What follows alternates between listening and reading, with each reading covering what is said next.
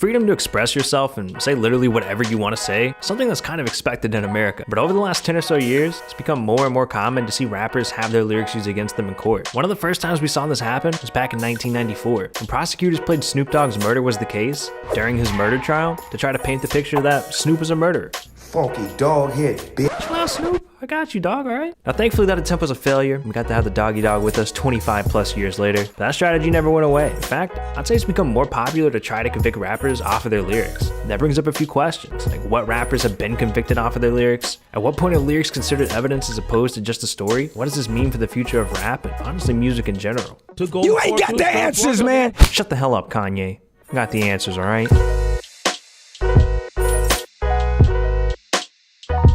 One of the more recent high-profile cases where we saw prosecutors attempt to use lyrics against a rapper was the case involving Bobby Shmurda and GS9. This case is really interesting on a lot of levels. It turns out the police have been keeping an eye on Bobby and GS9 long before his song Hot Boy blew up. They had his phones tapped, and they'd been paying attention to the moves that they were making online, and that included the music videos that Bobby was posting. The police were able to use the videos to determine what type of street activity was going on, like who GS9 had beef with. In fact, an officer with the NYPD said that Bobby's songs and videos were almost like a real-life document of what they were doing on the street. Now, luckily for Bobby, around the same time as this case, the New Jersey Supreme Court ruled that rap lyrics are inadmissible as evidence unless they include a strong nexus to the crime. So although the police used his lyrics and music videos to keep track of street activity, they weren't able to use the lyrics as actual evidence in the case. But Bobby got lucky. Since 2014, that hasn't been the case. Just 3 years after Bobby and GS9 were taken down, another case was brewing across the country, all the way down in Texas, involving Tay-K and The Race. This case is infamous now. Tay-K was on house arrest, awaiting trial for robbery and murder charges, when he decided F12, cut off his ankle monitor and did The Race. While on the run, he filmed his music video The Race, bragging about being on the run, and gave prosecutors everything they needed to send him away for 55 years. This case is a sharp example of what could have happened to Bobby. Prosecutors showed the music video, read the lyrics, along with showing Tay-K's social media in general, to paint the picture that he was not only admitting to everything he's charged with, but that he's proud of it and he has no remorse. Now here's what's most interesting about this case. Tay-K pled guilty to the robbery charges. He admitted that he was a part of the home invasion that left Ethan Walker dead, but he pled not guilty to the murder charges. He said that he wasn't the one that pulled the trigger. He was just there when it happened and that the murder was never the intention. But thanks to lyrics, music videos, and even album covers, the jury was convinced, and Tay-K was sentenced to 55 years in prison. Now what exactly does this conviction mean for music, for art? I think we could all pretty much agree that Tay-K was not a good guy. He was guilty of what he was charged with. There's a good chance that regardless of the music being evidence, he would have been found guilty. But this conviction, this case using music, using art as evidence,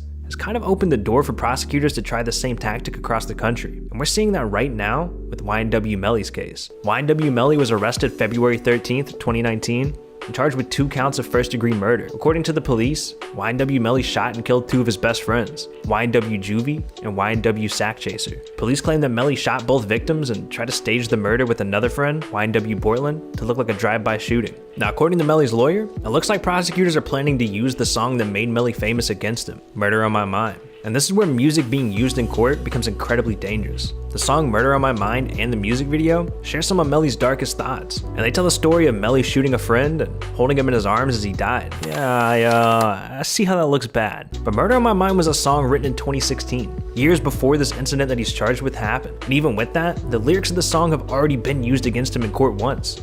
During a probation hearing, the second verse was read aloud to the courtroom, and according to Melly, that sent him back to jail. Look, I'm not a cop. I'm not the guy investigating Melly. I don't know what tangible evidence they have against him. I don't know if he's guilty or not guilty. But what I do know is that using this song as evidence against him in court would be a massive mistake.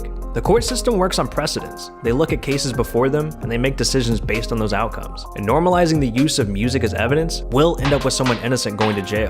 I think about early Tyler the Creator music or Mac Miller's alter ego Delusional Thomas. I wonder what a jury would think if those songs were played in court. I think you take a person that never listens to rap and play some of Tyler the Creator's early music, and they're gonna say that he's probably guilty with whatever he's charged with. Taking someone's music out of context and playing it to fit a court narrative is dangerous, and it's happening. Prosecutors are trying to take a song that Melly wrote years prior to these charges and use it to convince a jury that he's guilty. Now, Melly's case is still ongoing, but I think the result of this case will have a major impact on the future of music, and hopefully that impact will be some way to prevent prosecutors from using music instead of the other way around. Hey, yo, dog. If you don't click on this video on the screen right here, dog, I will go into your closet, I will get a get a shoebox full of song lyrics out of your closet. I will go take them down to the police station right now and I will tell them you did it all, okay? I'm dead serious right now, bro. You don't want to mess with me. I got the prosecutor on my side. Click on this video, please.